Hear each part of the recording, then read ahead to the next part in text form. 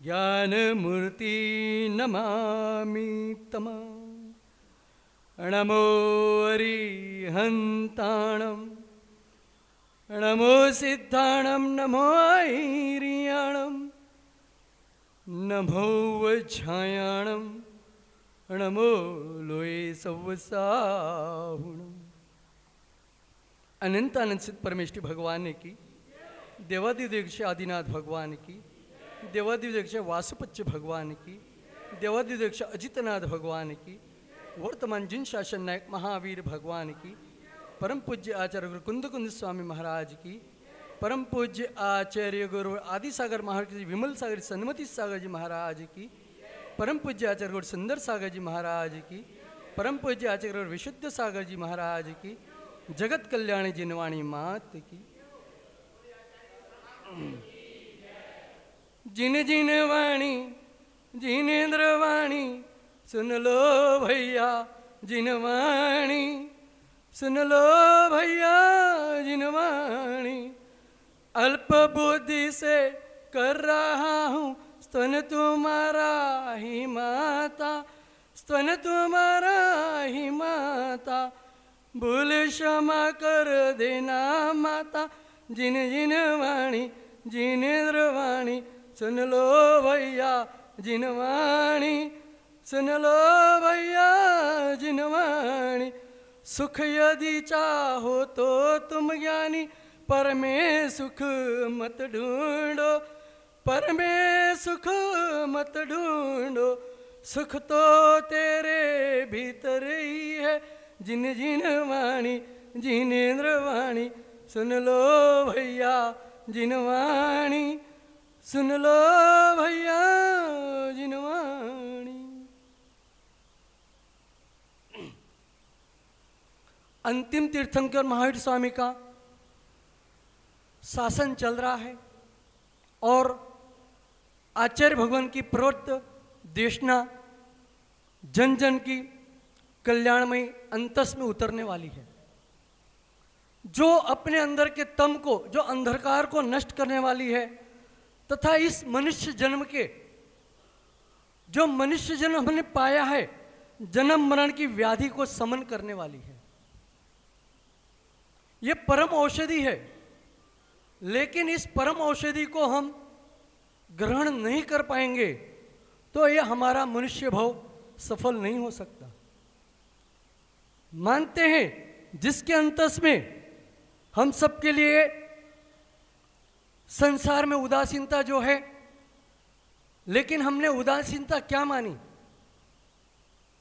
किसी से मुंह फुलाना, किसी से न बोलना, किसी से बातें न करना, इसे उदासीन कहा है। लेकिन नहीं, आचार्य पुरुष कह रहे हैं उदासीनता का मतलब राग देश मोह कसाय से उदासीन हो जाओ, शरीर से ममत्व को छोड़ दो, ये होता उदासीनता। लेकिन हमने इस मनुष्य भाव में मात्र खोज रहे हैं तो पर के अंदर खोज रहे हैं।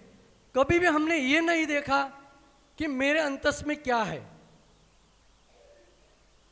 जिसने अपने अंतस में ढूंढने की कोशिश की उसने सब कुछ पाया है।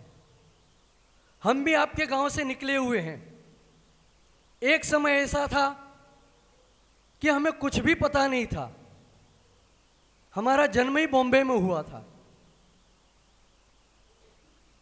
हमने कभी नहीं सोचा था कि हम भी इस मार्ग पर आकर इस ऊपर के पद में बैठ सकते हैं।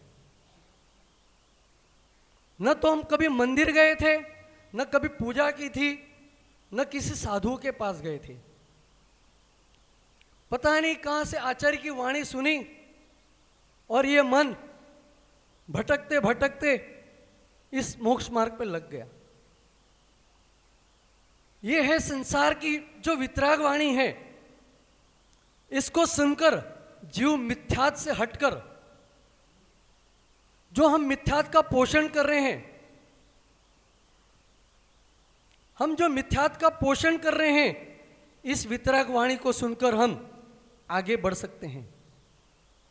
एक जीव देशमा को सुनकर के सुन लो भैया, एक जीव देशना को सुनकर के आत्म कल्याण के मार्ग पर लग सकता है और एक जीव देशना को सुन के संसार मार्ग पे भी भटक सकता है। इसलिए जो है काम, सबसे सर्वप्रथम तो मिथ्यात्व छोड़ना है। और मिथ्यात्व कब छूटेगा हमारा? जब हमारा आहार, हमारा भोजन शुद्ध होगा। हमारा भोजन ही शुद्ध नहीं है तो हमारे अंदर वो भावना कहां से आएंगी? मैं आज भी बोल रहा हूं, यहां पे जितने भी बैठे हैं, अगर आप बाहर के पदार्थ खा रहे हो, पैकिंग के पदार्थ खा रहे हो, आप सीधे सीधे मांस खा रहे हो।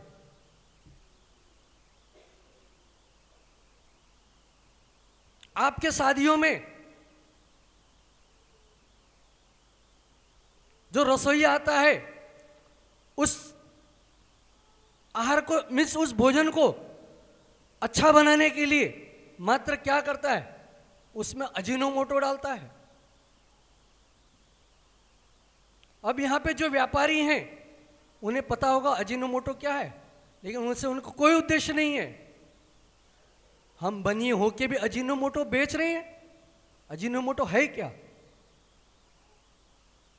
सूअर की चर्बी और मछली के तेल से बनाया हुआ जाता है और उस अजीनोमोटो को हम अपने शादी के भोजन में इस्तेमाल कर रहे हैं, तो हमसे बड़ा हिंसक कौन हो सकता है?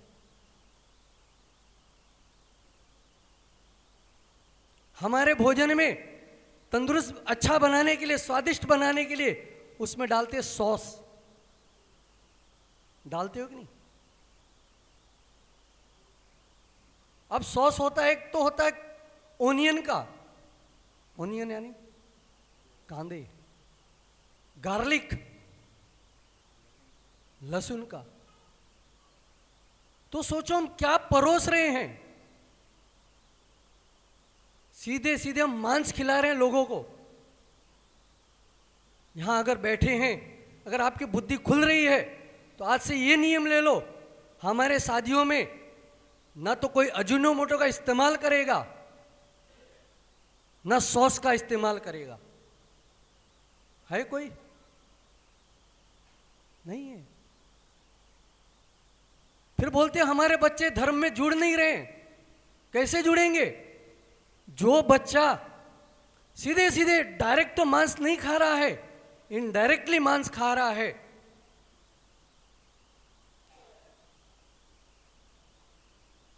तो कहां से आगे धर्म में बढ़ेगा? शादियां होती हैं, अब गर्मी का मौसम आया, आपका बिनोली निकलेगी, क्या बांटोगे? कुल ठंडा ठंडा आइसक्रीम। अगर भैया आप आइसक्रीम भी बांट रहे हो तो आप भी मांस खिला रहे हो। सीधे सीधे मांस खिला रहे हो आप लोगों को।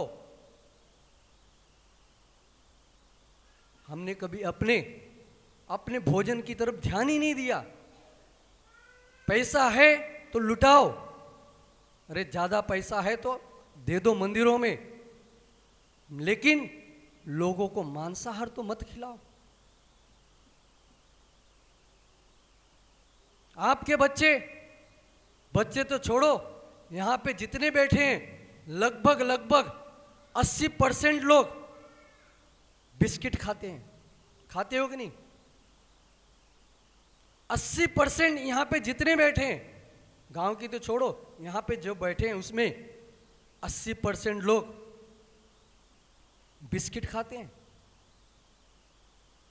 आप अपने बच्चों को मैगी, कुरकुरे, लेज, चॉकलेट, कैडबरी, जितने भी बाहर के पदार्थ खिला रहे हो, सब में मांस है।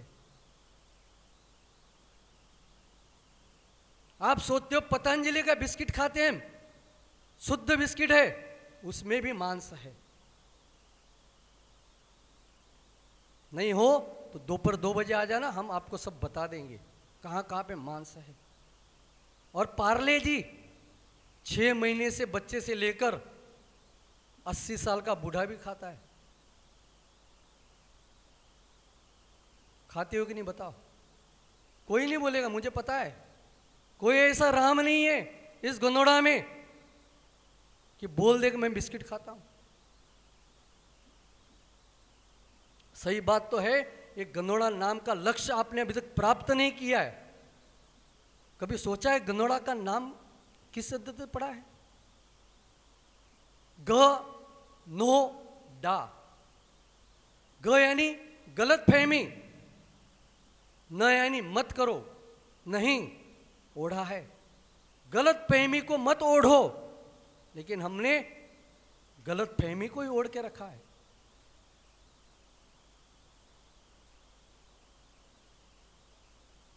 यहां तक तो हमने यह देखा है, अच्छे अच्छे जीव मिथ्यात्व को छोड़ नहीं पा रहे। शनिवार आता है, कहां जाते हो? बाहर के मन, पंडित जी सही बात है, बताओ। जब पंडित जी काम पंडित जियों का बताने का हमें बताना पड़ रहा है। हम तो 5 साल आपके पास दे के गए शिक्षा, लेकिन फिर भी नहीं समझ पा रहे हो तो क्या करें बताओ।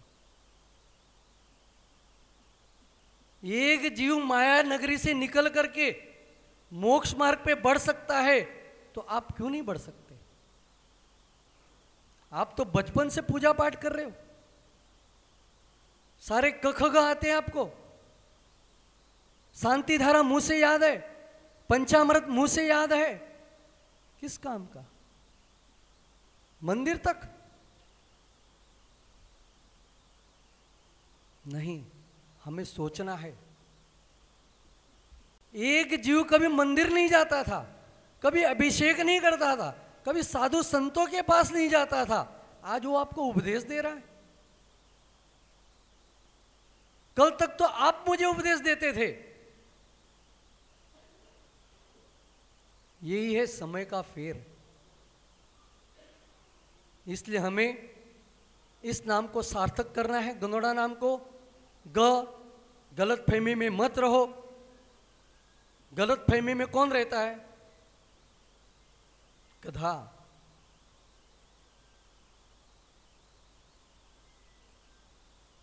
ना ऐसे बैल बनो।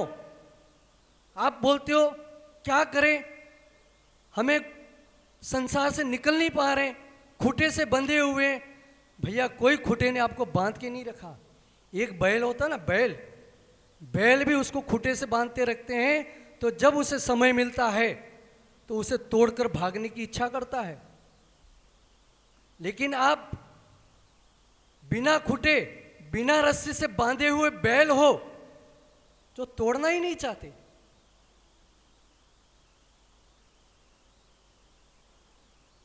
हमें समझना है, सोचना है, हम कहां जा रहे हैं। एक नीचे गिरा हुआ जीव ऊपर उठ सकता है, तो हम क्यों नहीं उठ सकते? हो सकता है मेरी बातें बुरी लग रही हो।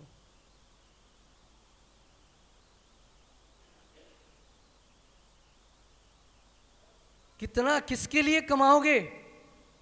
कुछ भी काम में नहीं आने वाला, कुछ भी साथ में नहीं आने वाला है।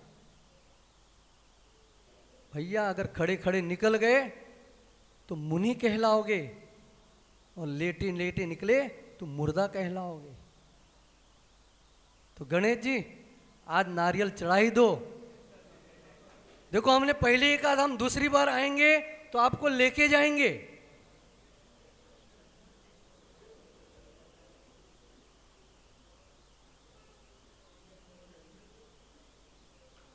नहीं लेके चलना है? क्या बोले? हाँ तो सोच लो, समय है अभी अपना दोपहर तक 4 बजे तक का। और आज तो सबसे बड़ा शुभ मुहूर्त, वासुभज्य भगवान का जप, जन्म और तप कल्याणक। और तप कल्याण के दिन आप नारियल चढ़ा दो। पोते की तो शादी हो गई भैया कल, अब 5 बचे हैं, उनकी आशा छोड़ दो। चढ़ा रहे हो भैया, दो उनको नारियल अच्छा पानी वाला।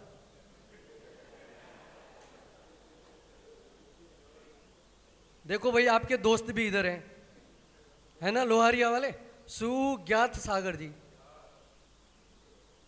हमारे भी एक दोस्त आ रहे हैं हमारे साथ जो कि घाटोल से हैं, तो इनके साथ भी आप हो जाओगे तो जोड़ी जम जाएगी ना भैया। अरे वागड़ की टीम बना लेंगे अपन, सुंदर सागर की टीम में मजबूत टीम बनाएंगे। यहां से हमारे पंकज भैया है सागवाड़ा से, उमंग भैया सागवाड़ा से, वस्तुपाल जी अपने पादड़ी से, अपनी टीम मजबूत हो जाएगी भैया, वागड़ जिंदाबाद हो जाएगा। हाँ, और वागड़ तो जिंदाबाद हो ही जाएगा, लेकिन सबसे बड़ी कमी हो जाएगी कि जो हमारे टीम में फिर क्या मालूम है, एक ही बाल ब्रह्म, दो ही बाल ब्रह्मचारी रहेंगे। एक तो आचार्य सुंदर सागर जी और दूसरे उमंग, बाकी सारे, अरे ये तो वागड़ की बात कर रहा हूं भैया, बाकी सब शादीशुदा हो जाएंगे तो अपनी टीम थोड़ी मजबूत हो जाएगी। इसलिए भैया सोचो कि हम क्या कर रहे हैं, सोचना हमें है कि इस मार्ग पे, देखो मानता हूं ये मार्ग कठिन जरूर है, लेकिन एक बार चल लोगे ना आप तो इसकी कठिनाई सारी समाप्त हो जाएंगी। एक बार दुख भोग लोगे तो आगे सुख ही सुख मिलेगा। बहुत कठिनाई है, देख रहे हो ना। हम बोलते हैं, लोग पूछते हैं महाराज जी आपका रत्न कैसा है, तो हम जहां चतुर्मास करते हैं तो वहां कहां बोलते हैं, क्या बोलते हैं पता है, खा पी के मोटे हो रहे हैं। अब जो विहार में पूछते हैं भैया महाराज जी रत्न कैसा है, तो हम क्या जवाब देते थे, खा पी के पतले हो रहे हैं। भाई एक टाइम खाना, 2 टाइम विहार करना, तो आदमी पतला तो होगा ही ना। तो ठीक है, कम से कम ये तो सोचो, हमारे गांव का एक निकल सकता है तो क्या हमारे में ताकत नहीं है कि हम निकले?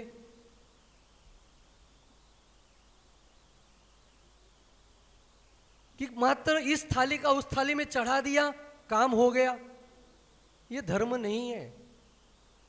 धर्म तो मेरे अंदर बसा हुआ है, मेरी आत्मा में है, इसे प्रकट करना है, इस भगवान को निकालना है। ये जिसके लिए आप कमा रहे हो ना, उन बेटे को कह देना भैया मेरे मरने के बाद मेरे शव को इस घर में जलाना। कोई माल का लाल बोल देगा इस घर में जलाएगा, तो काय का फिर इतना घर बना के फायदा। इसलिए उस मरघट से निकलो और यहाँ पे आ जाओ समाधि स्थल पे, तो बहुत आनंद आएगा। साथ में अपने भैया को भी ले आना, छोटे वाले को, उनका भी तो सारा काम हो चुका है। देखो उनका केसलो तो बहुत अच्छे से हो जाएगा।